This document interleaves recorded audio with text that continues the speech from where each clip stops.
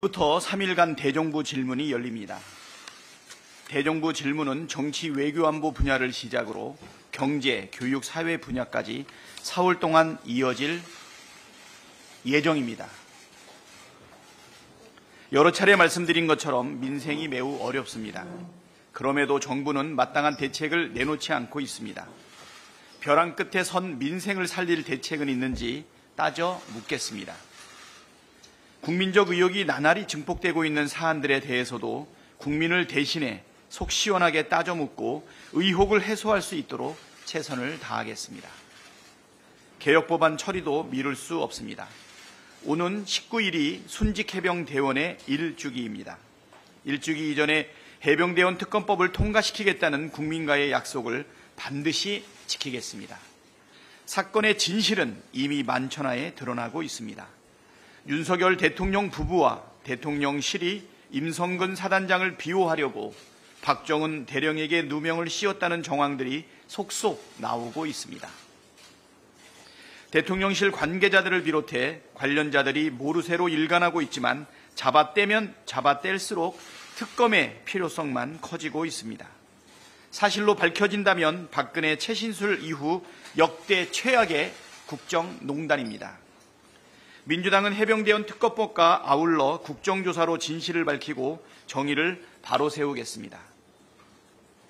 특검을 통해 생떼 같은 해병대원이 왜 억울하게 죽어야 했는지, 또 누가 이 사건을 은폐하고 조작했는지 명명백백 밝히고 책임자를 일벌백계하라는 국민의 명령을 기필코 수행하겠습니다. 방송 탄압, 정부의 방송 탄압도 묵과할 수 없습니다. 지난주 우리 국민은 김홍일 방통위원장의 방송 장악 쿠데타 기도를 똑똑히 지켜보셨습니다. 공영방송을 정권의 나팔수 또는 꼭두각시로 만들려는 시대착오적 망상에 사로잡힌 윤석열 정권의 민낯을 똑똑히 목격했습니다. 민주당은 이들의 반헌법적, 반민주적 폭거를 결코 용납하지 않겠습니다. 방송 장악 쿠데타를 기도한 김홍일 방통위원장이 탄핵을 피하려고 꼼수 사퇴했습니다. 당당하게 쿠데타를 하더니 자신이 처벌받는 것은 무섭습니까? 그렇게 옹졸한 사람을 무엇을 믿고 방송 장악 쿠데타를 벌였습니까? 사퇴를 해도 잘못이 사라지는 것이 아닙니다. 방송 장악 쿠데타에 대해 반드시 죄를 묻겠습니다. 국민의힘이 개혁법안 처리를 방해하기 위해 필리버스터를 할 거라는 소리도 들립니다. 분명히 경고합니다. 행정부의 폭주를 견제할 생각은커녕 대통령 부부의 방탄에만 힘을 쏟는다면 국민이 용서하지 않을 것입니다. 국민을 대리하는 국회의원이 권력 눈치나 보며 민심을 배신한다면 국회의원 자격이 없습니다. 윤석열 대통령 탄핵 촉구 국회 청원에 90만 명에 달하는 국민께서 참여하셨습니다. 기록적인 속도입니다. 빠르면 오늘, 늦어도 내일 100만 명을 돌파할 것으로 보입니다.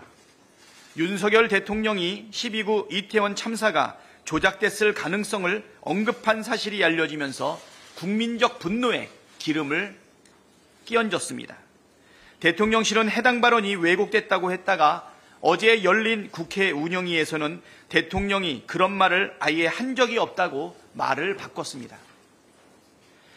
하지만 우리 당 박홍근 전 원내대표가 당시 김진표 전 의장과의 통화 내용을 세세하게 기록한 메모가 존재합니다.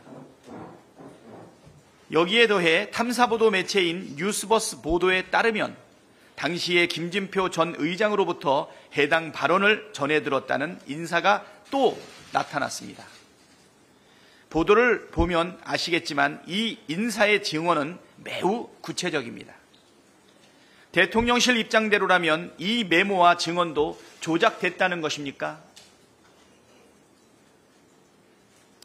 대통령실의 해명은 손바닥으로 하늘을 가리려는 시도에 불과합니다. 한나라의 대통령이 극우 유튜버가 떠드는 음모론에 심취해 국정을 운영했다는 충격적인 의혹인데 대충 거짓말로 둘러댈 사안이 아닙니다. 윤석열 대통령이 직접 입장을 밝혀야 합니다. 거짓말로 진실을 가리려고 하다가는 더 큰 화를 입게 될 것입니다. 민심의 바다는 배를 띄울 수도 있지만 뒤집을 수도 있다는 금주 민수의 금언을 되새기기 바랍니다.